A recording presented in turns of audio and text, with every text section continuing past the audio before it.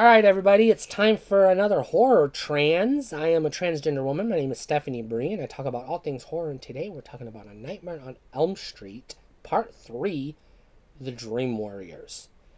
Now, my personal favorite is Nightmare on Elm Street 1, but I'm going to go ahead and break the rule and say this is the best in the franchise.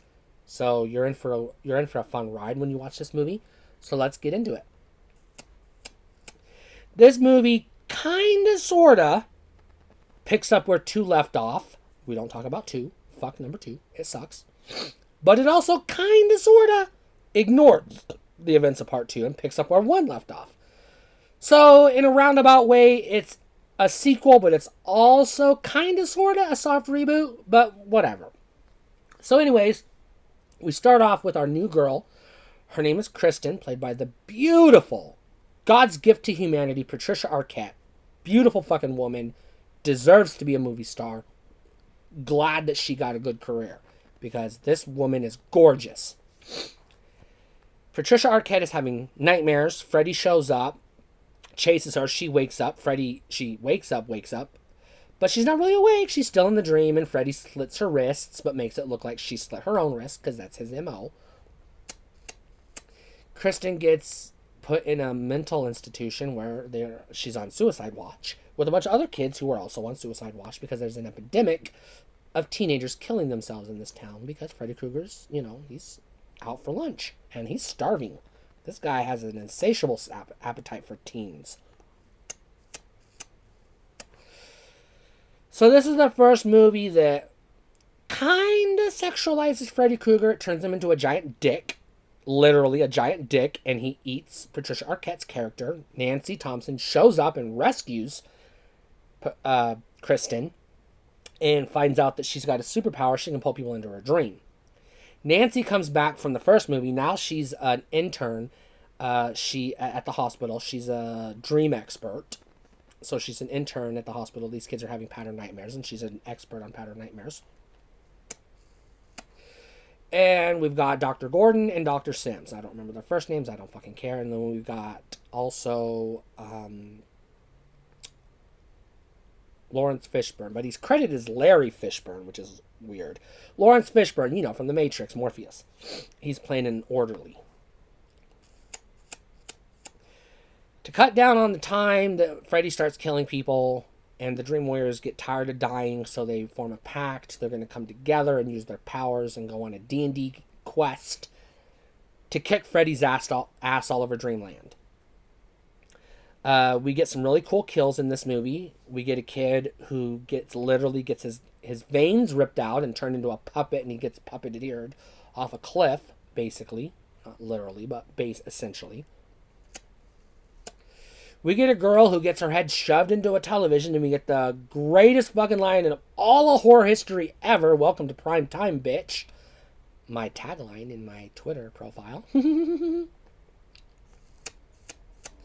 Greatest line in all of horror. We finally get to the good Freddy.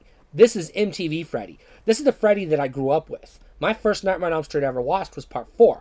So this is when we finally get Freddy Krueger as God intended him.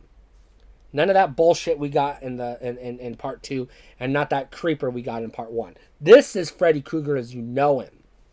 One-liners, MTV, kick-ass rock music, fucking gory kills, beautiful fucking wild dream sets, crazy cinematics, the works. Amazing special effects.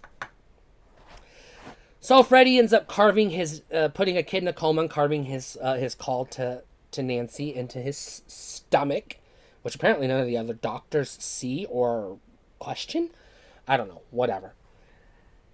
Then we find out, Dr. Gordon finds out that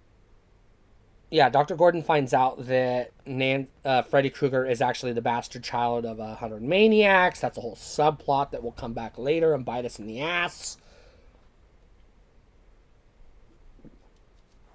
Ghost Amanda Krueger tells us, the audience and the people in this movie, you gotta lay the undead spirit to rest by burying him in hallowed ground, which they don't do.